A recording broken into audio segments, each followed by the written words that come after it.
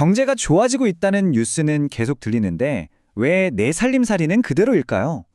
다들 이런 생각 한 번쯤 해보셨을 겁니다. 오늘 저희가 파고들 이야기는 바로 이 어긋난 느낌, 두 개의 경제에 대한 이야기입니다. 이 말 최근 한 정치 지도자가 시장에 가서 했던 말인데요. 오늘 우리가 하려는 이야기의 핵심을 그냥 정확히 꿰뚫는 것 같습니다. 진짜 경제는 숫자가 아니라 우리 삶 속에서 증명되어야 한다는 거죠. 자, 첫 번째 이야기부터 시작해 볼까요? 모든 논의의 시작은요. 한 정치인이 전통시장을 방문하는 어찌 보면 아주 평범한 장면에서부터였습니다. 하지만 바로 이 장면이 통계와 체감이라는 우리 경제의 아주 근본적인 질문을 수면 위로 확 끌어올리는 계기가 됐죠. 근데 사실 이게 뭐 어제 오늘 일은 아니잖아요. 그죠? 공식 발표랑 내가 실제로 느끼는 것 사이의 이 어색한 거리감. 이건 한국 경제가 오랫동안 안고 있던 숙제 같은 거였습니다. 바로 체감 경기라는 이름의 숙제 말이죠. 자, 그럼 두 번째 파트, 바로 두 개의 경제입니다. 통계가 들려주는 이야기와 우리 피부가 느끼는 이야기. 이 둘 사이에 왜 이렇게 깊은 골이 파여 있는지 그 실체를 본격적으로 한번 들여다보겠습니다. 어떻게 한 나라에 이렇게나 다른 두 개의 경제가 동시에 존재할 수 있는 걸까요? 한번 보세요. 왼쪽은 통계가 말하는 경제입니다. 수출이 늘고 성장률이 개선되고 주가도 오르고 와, 숫자만 보면 정말 희망적이죠. 자, 그런데 오른쪽으로 고개를 돌려볼까요?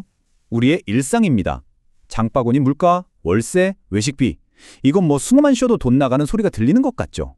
정말 완전히 다른 세상 이야기 같지 않으세요? 그렇다면 질문은 아주 명확해집니다. 아니 도대체 왜 이렇게까지 엄청난 차이가 벌어지는 걸까요? 자, 이제부터 그 원인을 차근차근 분석해 보겠습니다. 세 번째 이야기입니다. 평균과 총량, 그 너머. 이게 무슨 말이냐면요. 우리가 맨날 뉴스에서 보는 그 경제 지표, 그 숫자들 너머에 진짜 이야기가 숨어 있다는 겁니다. 과연 통계는 우리에게 무엇을 보여주고 또 무엇을 감추고 있을까요? 이쯤 되면 많은 분들이 이런 의심을 하실 겁니다. 에이, 혹시 저 통계가 거짓말을 하고 있는 거 아니야? 라고요. 아주 날카로운 질문이죠. 결론부터 말씀드리면 통계는 거짓말을 하진 않습니다. 다만 불완전하죠. 문제는 통계가 틀렸다는 게 아니라 우리에게 전체 그림의 딱 절반만 보여준다는 데 있습니다. 그래서 오늘 이야기의 가장 중요한 개념, 체감 경제가 등장하는 겁니다.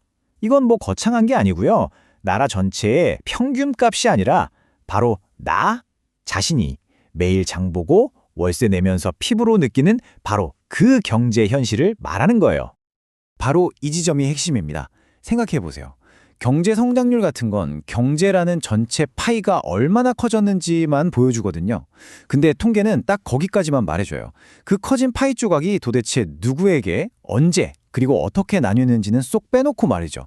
그러니까 우리는 파이가 커졌다는 뉴스를 보면서도 왜 내 접시는 여전히 비어있지? 이런 생각을 하게 되는 겁니다. 자, 그럼 네 번째 이야기로 넘어가 보죠. 정책의 난제입니다. 아니, 이렇게 문제가 명확하면 정책으로 풀면 되는 거 아니야? 라고 생각하기 쉬운데요. 이게 또 그렇게 간단한 문제가 아닙니다. 핵심은 이겁니다. 체감 경질이라는 건요. 말에 반응하지 않아요. 여러분 힘드시죠? 저희가 깊이 공감합니다. 이런 말 100번 들어도 우리 지갑 사정은 나아지지 않잖아요. 오직 외식비, 집세 같은 실제 시스템이 바뀔 때만 움직이는 아주 정직한 녀석이죠. 이건 비단 우리나라만의 고민은 아닙니다. 보세요. 미국이나 일본 같은 주요국들도 이제 성장률 숫자보다 당장 사람들 생활비 부담 줄여주는데 정책에 초점을 맞추고 있어요. 그런데 여기서 우리가 주목해야 할 점이 있습니다. 이 정책들이 대부분 상황이 더 나빠지는 걸 막는 방어적인 조치에 가깝다는 거예요. 즉, 붕괴는 막았지만 이걸로 와, 살림살이가 확 폈다 이런 느낌을 주지는 못했다는 한계가 있는 거죠. 그래서 우리는 한 가지 중요한 사실을 분명히 짚고 넘어가야 합니다. 흔히 말하는 낙수 효과 있죠. 대기업이나 수출이 잘 되면 그 온기가 자연스럽게 아래로 흘러서 우리 모두를 따뜻하게 해줄 거라는 믿음. 그게 저절로 자동으로 일어나지는 않는다는 겁니다. 온기는 저절로 퍼지지 않습니다. 자, 이제 다섯 번째 이야기입니다. 그렇다면 도대체 무엇이 진짜 변화를 만들까요? 말로 하는 공감이 아니라 사람들의 삶을 실질적으로 바꾸는 정책의 언어는 어떤 모습이어야 할까요? 이 문장의 핵심을 찌릅니다. 삶이 나아질 겁니다라는 막연한 약속은 희망을 주는 정치의 언어일 수는 있지만 구체적인 실행 계획이 담긴 정책의 언어는 아니라는 거죠.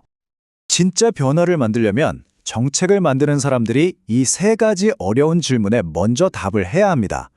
막연하게 경제를 살리겠다가 아니라 첫째, 구체적으로 어떤 비용을 낮출 것인가?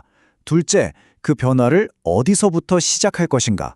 그리고 셋째, 누가 그 변화를 가장 먼저 느끼게 할 것인가? 이걸 명확히 해야 진짜 정책이 시작되는 겁니다. 그래서 진짜 변화는요, 한 번 시장에 방문해서 사진 찍는 보여주기에서 끝나는 게 아닙니다. 사람들의 이야기를 듣고 정책을 만들고 거기서 끝나는 게 아니라 다시 현장으로 돌아가서 저희가 만든 정책 효과가 좀 있나요? 라고 확인하는 이 끊임없는 피드백 순환 과정이 반드시 필요합니다. 자, 이제 마지막 6번째 이야기, 궁극적인 성적표에 대해 이야기하며 결론을 내려보겠습니다. 그렇다면 우리는 경제정책의 성공을 최종적으로 무엇으로 판단해야 할까요? 진짜 성공의 잣대는 무엇일까요?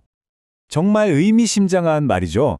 정치가 진짜 해야 할 일은 그 화려한 통계 숫자가 미처 담아내지 못하는 사람들 한 명 한 명의 구체적인 삶 속으로 들어가는 것이라는 뜻입니다. 오늘 이야기의 가장 중요한 결론입니다. 어떤 경제정책의 성공 여부를 판단하는 최종 기준은요, 거창한 통계 수치가 아닙니다. 바로 우리 각자의 삶에 어떤 긍정적인 변화를 가져왔는가, 우리 삶의 변화, 그 자체가 궁극적인 성적표인 겁니다. 이제 마지막 질문 하나가 남았습니다. 통계 너머의 체감 경제가 이렇게나 중요하다는 걸 이제 우리 모두가 알게 됐는데, 과연 이 인식이 우리 삶을 바꾸는 실제적인 시스템의 변화로 이어질 수 있을까요? 그 답은 결국 우리 모두가 자신의 삶을 통해 직접 내리게 될 겁니다. 재미있게 보셨다면 구독, 좋아요, 알림 설정까지 꼭 눌러주세요.